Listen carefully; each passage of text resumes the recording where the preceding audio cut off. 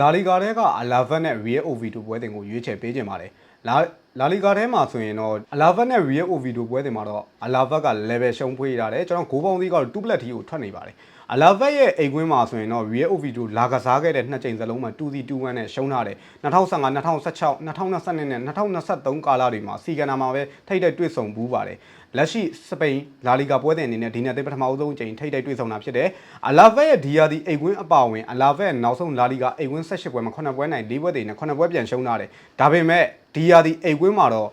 အလာဗတ်အနေနဲ့အိမ်ကွင်းမှာ2ပွဲသက်မရှုံးထားတဲ့ဇယိုက်ရှိပါတယ်ကျွန်တော်21ရက်နဲ့6လပိုင်း2025မှာ CV လောက်ကို 1-2 နဲ့ရှုံးပြီးတော့နောက်ပွဲတင်မှာ HO 3-1 နဲ့ပြန်နိုင်ခဲ့တယ်ကျွန်တော်22ရက်နေ့17လပိုင်း2025မှာ Seravi ကို 0-1 နဲ့ရှုံးပြီးတော့နောက်ပွဲစဉ်မှာ Sociedad ကို 1-0 နဲ့ပြန်နိုင်ထားတယ်လက်ရှိနောက်ဆုံးအိမ်ဝင်းပွဲစဉ်မှာ Real Madrid ကိုရှုံးထားတဲ့ဇက်ရဆိုရင် Alavet ရဲ့အိမ်ဝင်းဇက်ရဆိုရင် Alavet ဒီပွဲစဉ်မှာနိုင်ပွဲပြန်ရဖို့ရာခိုင်နှုန်းများတယ်နောက်တစ်ချက် Alavet ကအိမ်ဝင်းမှာ2ပွဲထပ်ပို့ပြီးတော့ကျင်းအောင်ခဲ့တဲ့အသင်းမျိုးမရှိပါဘူးဇယိုက်မျိုးမရှိပါဘူးလက်ရှိပုံမှန်အားဖြင့်ဆိုရင်အလာဗတ်ဒီပွဲစဉ်မှာအနိုင်နဲ့ကျွန်တော်ကြီးအောင်မဲ့ဇယိုက်ရှိပါတယ် Real Oviedo ကြည့်ပြန်တော့ Real Oviedo ကဒီရာဒီအဝေးကွင်းပိုင်းနေမှာဆိုရင်တော်တော်လေးအားနဲ့နေရတွတ်တွေ့ရတယ်အဝေးကွင်း10ပွဲမှာဆိုရင်2ပွဲပဲ9ရခဲ့တယ်လက်ရှိနီးပြတ်တဲ့လက်ထက်မှာလည်းနိုင်ပွဲပြောင်းနေတုန်းပါပဲအထူးသဖြင့်အဝေးကွင်းနောက်ဆုံး9ပွဲဆက်ထိတိုက်စစ်ကဂိုးမသွင်းထားနိုင်တာကအလာဗတ်အိမ်ကွင်းမှာတော့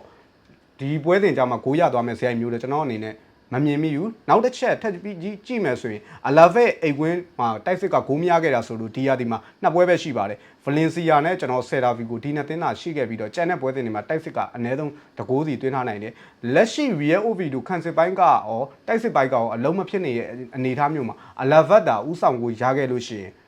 Real Oviedo ကတည်ကစားဖို့ဆိုတာမလွယ်ပါဘူးကျွန်တော်ပထမဦးဆုံးအနေနဲ့အလာဗတ် body ကိုရွေးချယ်ပေးလိုက်ပါတယ်နောက်တစ်ကွက်အနေနဲ့ Everton နဲ့ Brentford ပွဲစဉ်ကိုရွေးချယ်ပေးခြင်းပါတယ် Everton နဲ့ Brentford ပွဲစဉ်ကလည်းခုနအလာဗတ်နဲ့ Real Oviedo လိုပဲဒါပေမဲ့ Brentford ကတော့ Oviedo မဖြစ်ခဲ့တဲ့အနေထားလေးပဲရှိပါတယ် Everton ရဲ့လက်ရှိဇယက်ရဆိုလဲဒီပွဲစဉ်မှာကြေးရပြန်အောင်မဲ့ဇယက်မျိုးထဲမှာတွတ်တွေ့ရတယ်ဆိုတော့ Everton ကနောက်ဆုံး Premier League အိမ်ဝင်18ပွဲမှာ2ပွဲထက်2ပွဲကြေးကြမျိုးတာရှိခဲ့ပေမဲ့2ပွဲဆက်ထိနိုင်ပွဲပြောက်ခဲ့တာမရှိဘူးတပွဲရှုံးပြီးတိုင်းမှာနိုင်ပွဲပြန်ရနေတာကိုတွတ်တွေ့ရတယ်ဆိုတော့ဒီယာဒီမှာဆိုရင်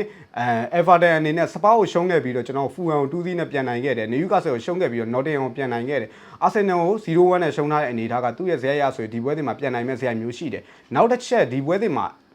Everton ရဲ့ Premier League နောက်ဆုံးအိမ်ကွင်း18ပွဲမှာ2ပွဲထက်ပိုပြီးတော့တိုက်စစ်ကဂိုးပေါက်ပြောက်ခဲ့တာမရှိဘူးနောက်ဆုံးအိမ်ကွင်းပွဲစဉ်မှာတော့တိုက်စစ်ကဂိုးပေါက်ပြောက်ထားတယ်သူ့ရဲ့ဇက်ရဆိုရင်ဒီပွဲစဉ်မှာဂိုးပြန်ရပါမယ် Brentford ရဲ့ဒီယာဒီအဝေးကွင်းဇက်ရဆိုရင် Brentford ကအဝေးကွင်းမှာ2ပွဲဆက်တွေကလင်းရှိရခဲ့တဲ့ချင်းလုံးဝမရှိပါဘူးအထူးသဖြင့်ကလင်းရှိတပွဲရပြီးတိုင်းမှာနောက်ပွဲစဉ်မှာဂိုးပြန်ပေးရတယ်လို့ Brentford ဒီယာဒီမှာဂိုးပေးခဲ့ရတဲ့ပွဲစဉ်ကိုပြန်ကြည့်ပြန်တော့လေတပွဲအနည်းဆုံး2ဂိုးစီပေးနေရတဲ့အနေအထားက Everton ဂိုးရမဲ့ဇယိုက်နဲ့ Brentford ကိုလက်ခံကစားတိုင်းမှာဂိုးမပေးရတဲ့ဇယိုက်ကကျွန်တော်အနေနဲ့ဒီပွဲတင်မှာ Everton အနေနဲ့အနေဆုံးပြားဆွန့်ထက်ပို့ပြီးတော့ရင်းနာစရာအကြောင်းမရှိပါဘူးတနင်္ဂနွေညနောက်ထပ်အကောင်းဆုံး2ပွဲကတော့ကျွန်တော် Everton body နဲ့အလာဗတ် body ကိုရွေးချယ်ပေးလိုက်ပါတယ်အားလုံးပဲအကျိုးမြတ်ရပါစေဗျာ